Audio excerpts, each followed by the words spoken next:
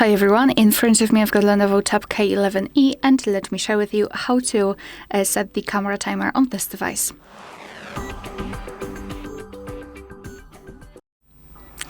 So let's start with opening the camera app. Okay. And currently we are in the standard photo mode.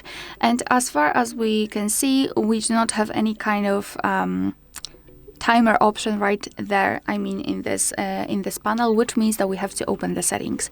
So just tap on this three bars icon and the timer is right there. So the last bar, let's say, we've got three options. So off, 3 and 10 seconds delay.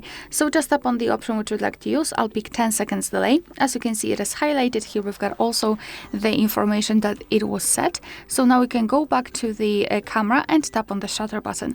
And unfortunately, still we did not receive any kind of information somewhere here that we've got the timer, so it could be a surprise for you if you will forget that you've set one. So just tap on the shutter button and from now on your device will count down from 10 or 3 depending on which option you've chosen, and after that time it will take a photo. Alright, if you wish you can turn it off the same way, so 3 bars icon and tap on this crossed out icon, and from now on your device will take photos right after touching the shutter button.